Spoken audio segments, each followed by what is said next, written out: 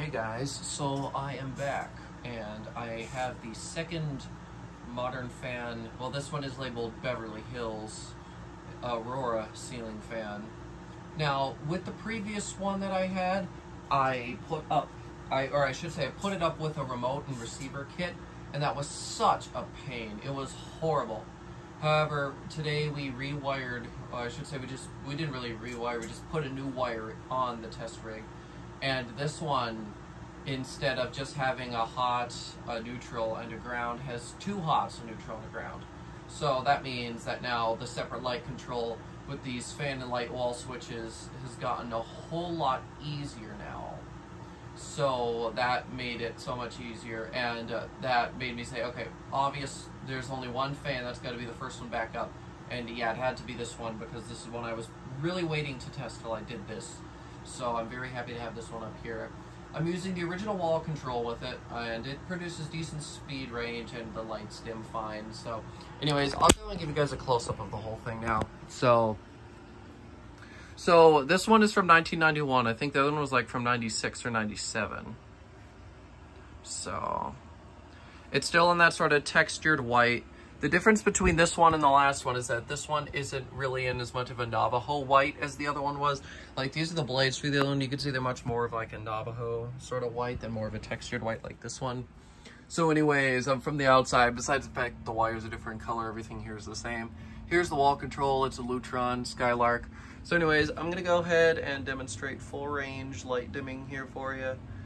It doesn't, I don't really get, even though it's full range per se, they don't dim the greatest, these LEDs. They dim and they don't just flicker and freak out.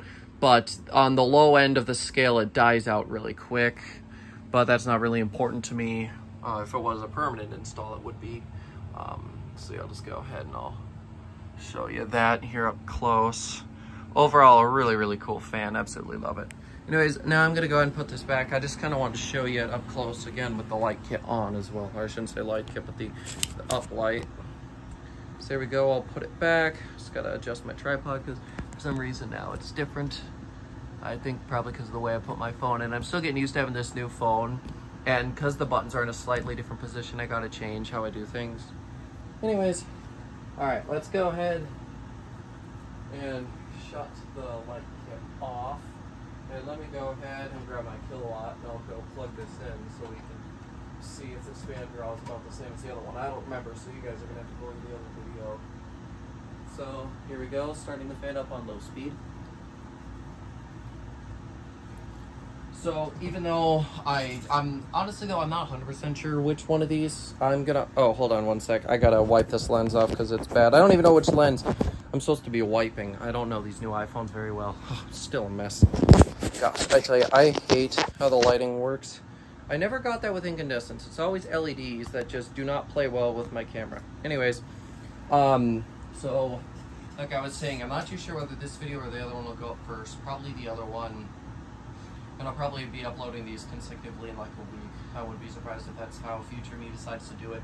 So anyways, you've probably heard the history on these fans before, but I'll tell it again because I can. So the Aurora was of course designed by Ron Rizek. It was basically a Stratos with an uplight. Aurora, obviously, is probably hinting to the Aurora Borealis. And isn't there the Southern Lights as well? I think the Southern Lights are also a thing. I think those are still called Aurora, but they've got some other name. I don't know. I'm not a professional on that. But anyways, yeah, so 1991 may have been the first year. This might be a first-year fan. I'm not 100% sure, though. It was like 89, 90, or 91. It was one of those years. I think it probably would have been around this time, though, that they designed this fan here. And then it was, both of the ones I have are both labeled Beverly Hills, but when they changed the name to the Modern Fan Company, the fan came along with them. And then I want to say it was around 2001, 2002 when they discontinued these, and then you didn't really see them anymore. Now, this fan is a lot better than your average, you know, sort of column mount fan that Modern Fan had because it's got the larger housing, which allowed it to conceal a 172 millimeter motor instead of the normal 153. Now, what's great about that is that these blades are thin, they're skinny, So with a bigger motor, this fan really does tend to fly, and it's a really good performer. Another thing about these is that they are very, very rare. You don't really see them too much. Chandru has one. I just found he put that in the museum when I was watching somebody's video tour of the museum. And then I've got my two. And I'm gonna go ahead and look at the kilowatt because I gotta pick this up, otherwise this video won't upload here. Anyways, let's see. So 0.23 amps, 7.7 watts, and a third of a power factor. So let's go ahead and turn up the medium. So anyways, while it's going up to medium now, I'll go ahead and tell you how I got the fan. So, a month or two, actually no, it would have been way over that, probably like 3 months ago now, maybe even 4. I brought home the first Aurora. I paid 20 bucks for it. And then the seller said, oh yeah, I've got another one, it hums, and my husband doesn't like fans, and blah blah blah. I wasn't there, I was working, so I don't know. But anyways, about a few weeks later, she messages us and says, hey, we took that other fan down, and I'll let you have this one for free instead of 20 bucks, just because it hums and just because we want it gone. And I went to pick it up. Well, we had the pickup planned, and then my grandpa passed away, but we decided to go out and grab this anyway since we didn't know the person personally. So then I brought it home, and then I couldn't even bother trying to do anything with this. I had too much other stuff to deal with. And I knew that around the time that summer started is when I would put this one up, and I did.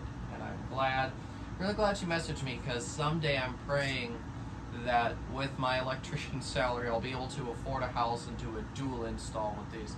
Honestly, that right now is my main goal in life, is to find somewhere where I can do a dual install with my 2 Auroras, because these things are frickin' amazing. I love them so much. So anyways, this here is medium speed. Honestly, now that I look at the control again, I'm not too sure how I like the speed range on this.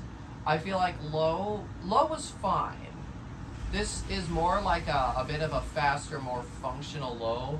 I almost feel like another speed in between this and high would be necessary. I probably could have easily done a 4-speed slider in Emerson 1, but I wanted to use the original control, so I did. I should have looked at the... Actually, I can look at the cap values once it's spinning down here. I've got another control just like it. Anyways, let's see. 0.40 amps, 24.3 watts, and half a power factor. Okay, high speed we go. Anyways, the fan did come with another control. Well, I should say the other fan came with a control, so I can just look at that one to tell you the cap values, assuming it tells me. Ticks a bit on high. It's fine. It's up. It may not be fully tightened up there, but it's secure. It ain't going anywhere. And this will be the last time the fan's probably run before it already has to come back down. I actually think it might be... no, actually, I think it is the ceiling mounting area. But anyways, yeah, this is high. It really does fly. It's a rather fast fan. If my tachometer had a battery in it, I would definitely do that, but I don't have the battery in it right now, like I said. Anyways, I'm going to go ahead and... That is a lot better. Anyways, let's see. Alright, 0.67 amps, 79.4 watts, and a whole power factor. So, alright, let's go ahead here and give you a close-up so you can hear some of the air movement on the fan here.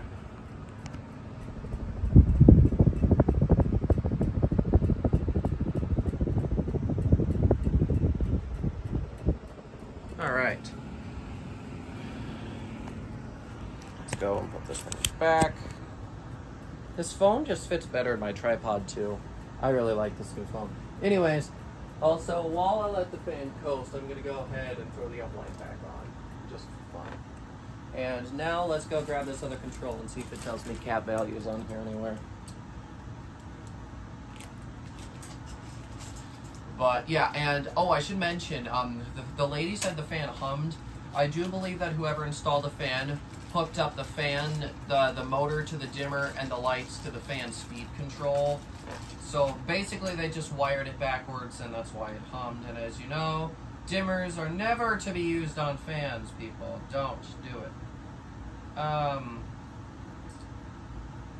it tell me anywhere on here?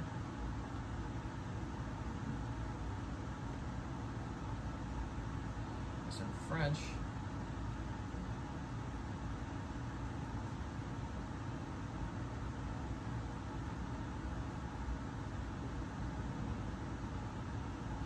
You know, it might have said, but there's some paint over a lot of the metal frame on the controls, so I don't think I'll be able to tell you what the value is, unfortunately. But hey, that's okay. I'm sure some of you maybe might be able to make your own educated guess. But anyways, yeah. Seriously glad I've got these two fans, though. They are so cool.